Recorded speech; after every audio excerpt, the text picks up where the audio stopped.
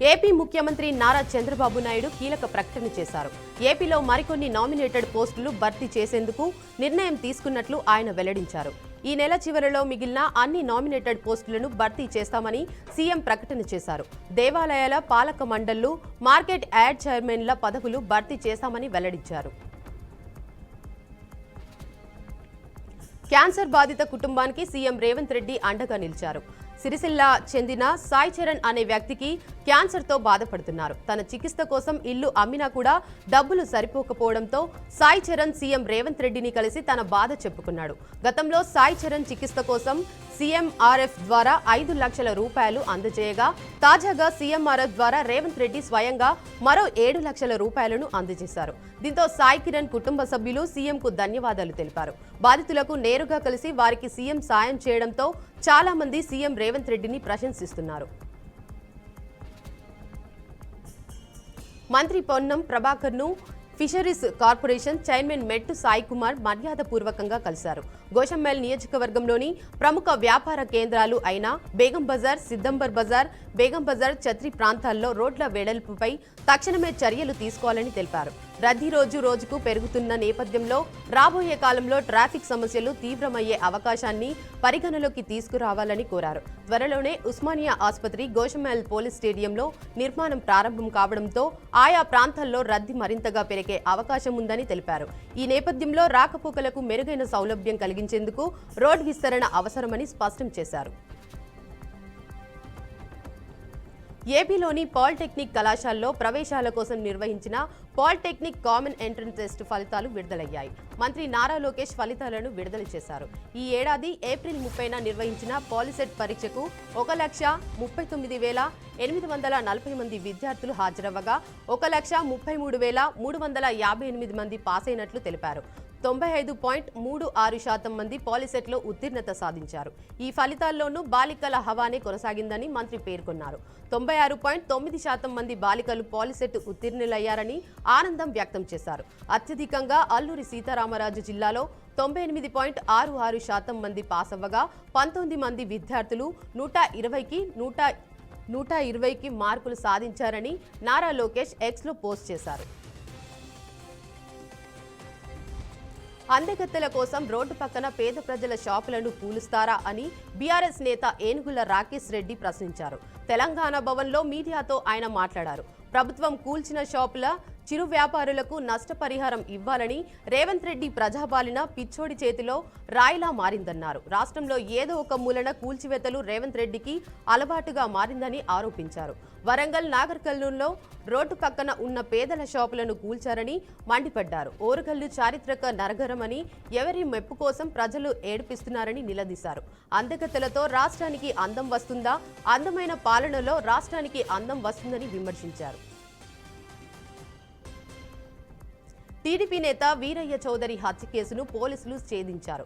హత్య కేసులో మొత్తం 11 మంది నిందితులను గుర్తించారు. వారిలో 9 మందిని అరెస్ట్ చేయగా మరో 3 నిందితులు పరారీలో ఉన్నట్లు తెలిపారు. ప్రస్తుతం మిగతా నిందితుల కోసం పోలీసులు గాలిస్తున్నట్లు వెల్లడించారు. వీరయ్య స్వగ్రామం నాగులపల్లెపాడు మండలం అమన్నాబ్రోలుకు చెందిన ఆళ్ల సాంబయ్య ప్రధాన కూటదారుడిగా పోలీసులు విచారణలు తేల్చారు. నిందితుల్లో వీరయ్య సమగ్రామానికి చెందిన సురేష్ దేవేందర్నాథ్ చౌదరి ఉన్నట్టు తెలిపారు. ముఖ్యమంత్రి రేవంత్ రెడ్డి పాలనలో పెరిగింది ఇరిగేషన్ కాదు, ఇరిటేషన్ అని మాజీ మంత్రి హరీష్ రావు అన్నారు. ఏడాదిన్నర పాటు ఇరిగేషన్ రంగాన్ని పూర్తి నిర్లక్ష్యం చేసి ఇప్పుడు ప్రాధాన్య రంగమని మాటలు చెబుతుండడం హాస్యాస్పదం అంటూ ఎద్దేవా చేశారు. బీఆర్ఎస్ ప్రభుత్వ హయాంలో ఇచ్చిన ఉద్యోగ నోటిఫికేషన్కు నియామక పత్రాలు అందించి తమ ఘనతగా చెప్పుకునేందుకు ముఖ్యమంత్రి తుంటాలు పడ్డారని విమర్శించారు. కాళేశ్వరం ప్రాజెక్టు ద్వారా 20 లక్షల ఎకరాలకు సాగునీరు అందించినట్లు అసెంబ్లీ సాక్షిగా కాంగ్రెస్ విడుదల చేసిన శ్వేతపత్రంలోనే ప్రకటించారని గుర్తు చేశారు. మళ్లీ ఇప్పుడు 50,000 ఎకరాలకు కూడా నీళ్లు ఇవ్వలేదని గోబెల్స్ ప్రసారం చేస్తున్నారంటూ ఆరోపించారు. ఏపీ మెగా డిఎస్సికి దరఖాస్తు ప్రక్రియ నేటితో ముగియబోతుంది. మెగా డిఎస్సి 2025 కింద 16,347 ఉపాధ్యాయ పోస్టులు భర్తీకి ఏప్రిల్ 20న నోటిఫికేషన్ జారీ చేసింది. కాగా వీటికి సంబంధించిన దరఖాస్తు గడువు మే 15తో ముగియనుంది. ఈ నోటిఫికేషన్ స్కూల్లో assistant 7,725 secondary grade teachers, 6,371 trained graduation teachers, 1,781 post graduate teachers, 286 principals, 52 physical education teachers, 132 sports కోటాలో 421 పోస్టులు ఉన్నాయి. స్పోర్ట్స్ కోటా దరఖాస్తులకు మాత్రం మే 30 వరకు గడువు ఉన్నట్లు, ఈ పోస్టులకు జూన్ 6 నుంచి జూలై 6 వరకు 2025 వరకు కంప్యూటర్ టెస్ట్ జరగనుంది. మే 20 నుంచి మాక్ టెస్టులు జరగనుండగా మే 30 నుంచి హాల్ టికెట్ అందుబాటులో ఉంటాయని అధికార వర్గాలు పేర్కొన్నాయి. పార్లమెంట్ కమిటీలో మెదక్ ఎంపీ రఘునందన్ రావుకు మరో కీలక బాధ్యత దక్కింది. కమిటీ ఆన్ సబార్డినేట్ లెజిస్లేషన్లో ఆయనను సభ్యుడిగా నియమిస్తూ స్పీకర్ ఉత్తర్వులు జారీ చేశారు. ఈ కమిటీలో చైర్పర్సన్గా బాలశౌరి వల్లభనేని ఉన్నారు. అంతేకాకుండా రఘునందన్ రావుతో పాటు సభ్యులుగా పి చిదంబరం, సతీష్ కుమార్ గౌతమ్, మొహమ్మద్ జావిద్, సంభాజీరావు మానే, మహూబా మెయిత్రా, ప్రేమచంద్రన్, శ్రీరాజీవ్ రాయ్, ఏ రాజా, అలోక్ కుమార్, సుమన్, వివేక్ ఠాకూర్, రాజేష్ వర్మలకు సభ్యులుగా నియమించారు. రఘునందన్ రావు ఇప్పటికే personal public grievance law and justice standing committee, consultative కమిటీలో సభ్యుడిగా ఉన్నారు. ఆయనకు మరో కీలక బాధ్యత దక్కడంతో అభిమానులు, పార్టీ శ్రేణులు ఆనందం వ్యక్తం చేశారు. సరస్వతి పుష్కరాలకు భక్తుల సౌకర్యార్థం హైదరాబాద్ నుంచి కాళేశ్వరానికి ప్రత్యేక బస్సులను నడిపించాలని టీజీఎస్ఆర్టీసీ యాజమాన్యం నిర్ణయించింది. జేబీఎస్, ఎంబీబీఎస్, ఉప్పల్, కూకట్పల్లి, జీడిమెట్ల, మేడ్చల్తో పాటు తదితర ప్రాంతాల నుంచి ప్రత్యేక బస్సులు అందుబాటులో ఉంటాయని గ్రేటర్ జోన్ ఈడీ రాజశేఖర్ తెలిపారు. ఈ నెల 11 నుంచి సరస్వతి పుష్కరాలకు భక్తుల సౌకర్యార్థం హైదరాబాద్ నుంచి కాళేశ్వరానికి ప్రత్యేక బస్సులను నడిపించాలని టీజీఎస్ఆర్టీసీ యాజమాన్యం నిర్ణయించింది. ఈ నెల 24వ తేదీ వరకు ప్రత్యేక బస్సులు అందుబాటులో ఉంటాయని వెల్లడించారు. తెలంగాణ ప్రొహిబిషన్ అండ్ ఎక్సైజ్ శాఖ 28 2B బార్లకు దరఖాస్తులు ఆహ్వానానికి నోటిఫికేషన్ విడుదల చేసింది. జీహెచ్ఎంసీ పరిధిలో 24 బార్లకు మహబూబాద్ నగర్, నిజామాబాద్, బోధన్, సరూర్ నగర్, జల్పల్లి మున్సిపాలిటీలో ఒక్కొక్క 2B బార్ల దరఖాస్తులకు నోటిఫికేషన్ జారీ చేసింది. జూన్ 6 వరకు దరఖాస్తులు స్వీకరణ చేపట్టనున్నట్లు తెలిపింది. గతంలో 2B బార్లకు పిలిచిన దరఖాస్తులతో బార్ లైసెన్స్ పొంది ఫీజులు చెల్లించలేదన్నారు. ఇక ఇతర కారణాలతో రద్దు చేయబడిన 16 బార్లకు 2B బార్ల లైసెన్సులు పొంది 90 రోజుల్లో 5.5 అవసరమైన డాక్యుమెంటేషన్ ఫీజులు చెల్లించకుండా బార్ల నిర్వహణకు ముందుగా రాని 12 బార్లను తిరిగి పునరుద్ధరణ కోసం ప్రొహిబిషన్ ఎక్సైజ్ శాఖ దరఖాస్తులను ఆహ్వానించినట్లు పేర్కొంది. కడప జిల్లా ఎస్ వెంకటాపురంలో శ్రీ లక్ష్మీనరసింహస్వామి దేవస్థానం శిఖర కలిస మహోత్సవ వేడుకలు ఘనంగా జరిగాయి. ఎన్ఆర్ఐ రాజశేఖర్ రెడ్డి ఆధ్వర్యంలో భారీగా అన్నదానం కార్యక్రమాలు నిర్వహించారు. ఈ వేడుకలకు ముఖ్య అతిథులుగా బద్వేల్ టీడీపీ సమన్వయకర్త రితీష్ రెడ్డి, డీసీసీ చైర్మన్ సూర్యనారాయణ రెడ్డి హాజరయ్యారు. కూటమి ప్రభుత్వం ఏర్పడినప్పుడు నుండి ప్రజలకు సంక్షేమ పథకాలు అందేలా తమ వంతు కృషి చేస్తామని రితీష్ రెడ్డి అన్నారు. ఆపరేషన్ సింధూర్లో ఎంతో కీలకంగా వ్యవహరించిన కల్నల్ సోఫియా ఖురేషీని ఉద్దేశించి మధ్యప్రదేశ్ మంత్రి, బీజేపీ నేత కున్వర్ విజయ్ షా చేసిన వ్యాఖ్యలపై AP Congress chief YS Sharmila బగ్గుమన్నారు. విజయ్ షా వ్యాఖ్యలు మతపరమైన, లైంగిక వివక్ష పూరితమైనవని ఆరోపించారు. మంత్రి చేసిన వ్యాఖ్యలు తీవ్ర దిగ్భ్రాంతికి గురిచేశాయన్నారు. ఈ మాటలకు కేవలం ఆయన నోరు జారిన మాటలు కావని, బీజేపీ మనస్తత్వంలో పేరుకుపోయిన కుళ్ళుకు ఇది స్పష్టమైన నిదర్శనమని అభిప్రాయపడ్డారు. ఆయన వ్యాఖ్యలకు మద్దతుగా చప్పట్లు కొట్టిన వారు ఈ విషయాన్ని మరింత ధృవపరిచారని ఆరోపించారు. వైసీపీకి చెందిన కడప మేయర్ సురేష్ బాబుకు బిగ్ షాక్ తగిలింది. ఆయనపై అనర్హత వేటు పడింది. పదవి నుంచి తొలగిస్తూ మున్సిపల్ శాఖ సెక్రటరీ తాజాగా జీవో విడుదల చేశారు. కడప పట్టణంలో కాంట్రాక్టులు చేసిన సంస్థ ఎంఎస్ వర్ధిని కన్స్ట్రక్షన్ డైరెక్టర్లు మేయర్ కుమారుడు అమరేష్, భార్య జయశ్రీ ఉన్నారు. ఈ నేపథ్యంలో మొత్తం 30 లక్షలకు పైగా మేయర్ అవినీతికి పాల్పడినట్లు ఆరోపణలు వచ్చాయి. ఈ నేపథ్యంలో మున్సిపల్ కార్యదర్శి ఎదుట సురేష్ బాబు విచారణకు హాజరై వివరణ ఇచ్చారు. అయితే ఆయన వివరణపై సంతృప్తి చెందకపోవడంతో అనర్హత వేటు వేశామని ప్రభుత్వ వర్గాలు తెలిపాయి. జయశంకర్ భూపాలపల్లి జిల్లాలోని కాళేశ్వరంలోని త్రివేణి సంగమంలో నేడు అద్భుత ఘట్టం ఆవిష్కృతం కానుంది. తెలంగాణ ఏర్పాటైన తర్వాత రాష్ట్రంలో తొలిసారి జరగనున్న సరస్వతి నది పుష్కరాల ప్రారంభానికి సర్వం సిద్ధమైంది. తెల్లవారుజామున 5:44 శ్రీ గురు మదనానంద సరస్వతి పీఠాధిపతి శ్రీ మదనానంద సరస్వతి ప్రత్యేక పూజలతో పుష్కరాలు లాంఛనంగా ప్రారంభం కానున్నాయి. ప్రధాన ఘాట్ వద్ద మహాబలిపురం నుంచి తీసుకొచ్చిన 17 అడుగుల సరస్వతి ఏకశిల విగ్రహాన్ని సాయంత్రం 4 గంటలకు సీఎం రేవంత్ రెడ్డి ఆవిష్కరించనున్నారు. చర్చల ద్వారా శాంతి నెలకొల్పాలని కోరుతూ మావోయిస్టు పార్టీ మరో లేఖ విడుదల చేసింది. మావోయిస్టు పార్టీ కేంద్ర కమిటీ ప్రతినిధి అభయ్ పేరుతో లేఖను రాశారు. శాంతియుత సంభాషణల ద్వారా ప్రజా సమస్యలను పరిష్కరించడానికి తమ పార్టీ ఎల్లప్పుడూ సిద్ధంగా ఉంటుందని తెలిపారు. మోడీ ప్రభుత్వం దీనికి అనుకూలంగా ఉందో లేదో స్పష్టం చేయాలని కోరారు. ప్రజా సమస్యలను పరిష్కరించడానికి ఆపరేషన్ కగార్ను ఆపడానికి ముందుకు రండి అంటూ మావోయిస్టు పార్టీ పిలుపునిచ్చింది. పాకిస్తాన్లో ఒక హిందూ మహిళ అరుదైన ఘనతను సాధించారు.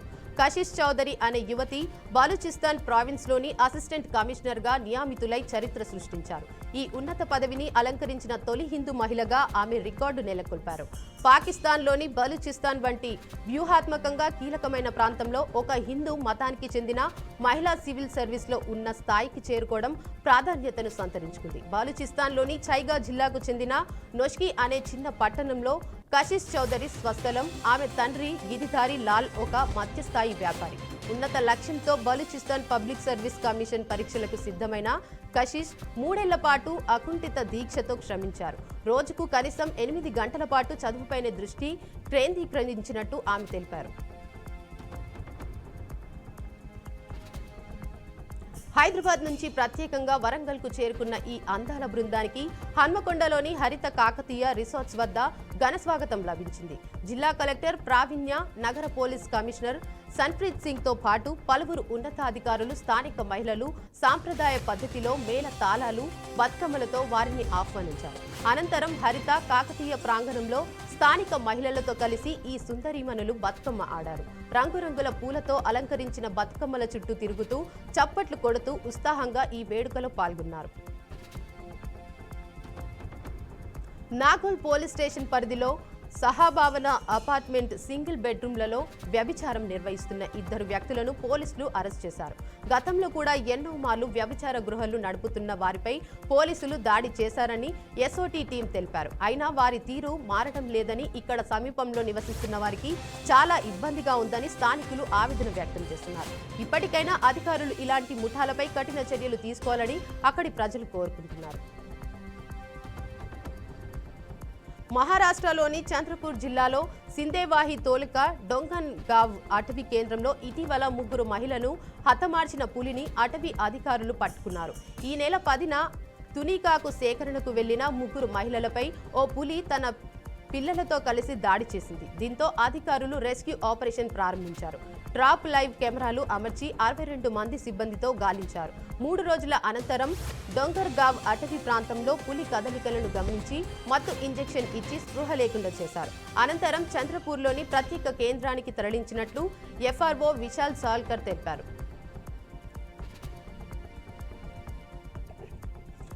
ఛత్తీస్గఢ్ సరిహద్దుల్లోని కర్రెగుట్ట అడవుల్లో 21 రోజుల పాటు సిఆర్పీఎఫ్ పలు ఆపరేషన్లు నిర్వహించింది. 31 మంది మావోయిస్టులను భద్రతా దళాలు మట్టుపెట్టిన సిఆర్పీఎఫ్ డీజీజీపీ సింగ్ తెలిపారు.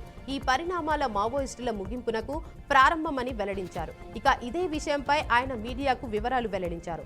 31 మంది మృతదేహాలను బలగాలు స్వాధీనం చేసుకున్నామని, వారిలో 28 మందిని గుర్తించామన్నారు. మరణించిన నక్సలైటర్లో 16 మంది మహిళా మావోయిస్టులు ఉన్నట్లు తెలిపారు. ఈ ఆపరేషన్ సమయంలో మావోయిస్టుల మౌలిక సదుపాయాల కూల్చివేసినట్లు తెలిపారు. దాదాపు 216 రహస్య స్థావరాలు, బంకర్లను ధ్వంసం చేశామని తెలిపారు. సుప్రీంకోర్టు 52వ ప్రధాన న్యాయమూర్తిగా జస్టిస్ భూషణ్ రామకృష్ణ గవాయ్ ప్రమాణ స్వీకారం చేశారు. రాష్ట్రపతి భవన్లో రాష్ట్రపతి ద్రౌపది ముర్ము ఆయనతో ప్రమాణం చేయించారు. ఈ కార్యక్రమానికి ఉప రాష్ట్రపతి ధన్ఖడ్, లోక్సభ స్పీకర్ ఓం బిర్లా, ప్రధాని నరేంద్ర మోదీ, కేంద్ర మంత్రులు హాజరయ్యారు. జస్టిస్ కేజీ బాలకృష్ణన్ తర్వాత సుప్రీంకోర్టు ప్రధాన న్యాయమూర్తిగా బాధ్యతలు చేపట్టిన రెండో దళిత వ్యక్తిగా జస్టిస్ బిఆర్ గవాయ్ రికార్డుకెక్కారు. దేశ రక్షణ రంగంలో మరో ముందడుగు పడింది. శత్రు డ్రోన్ల సమూహాలను సమర్థంగా ఎదుర్కొనేందుకు పూర్తి స్వదేశీ పరిజ్ఞానంతో రూపొందించిన భార్గవాస్త్ర కౌంటర్ డ్రోన్ వ్యవస్థను విజయవంతంగా పరీక్షించారు. Solar defence and aerospace limited ఈ అత్యాధునిక వ్యవస్థను అభివృద్ధి చేసింది. ఇటీవల కాలంలో పెరుగుతున్న డ్రోన్ల ముప్పును ఎదుర్కోవడంలో ఇది కీలక పాత్ర పోషించనుంది. ఒడిశాలోని గోపాల్పూర్ వద్ద గల సివాడ్ ఫైలింగ్ రేంజ్లో ఈ పరీక్షలు జరిగినట్లు ఆర్మీ ఎయిర్ డిఫెన్స్ అధికారులు తెలిపారు. మొత్తం 3 దశల్లో ట్రయల్స్ నిర్వహించగా అన్నిటిలోనూ భార్గవాస్త్ర తన లక్ష్యాన్ని ఖచ్చితంగా ఛేదించినట్లు వెల్లడించారు.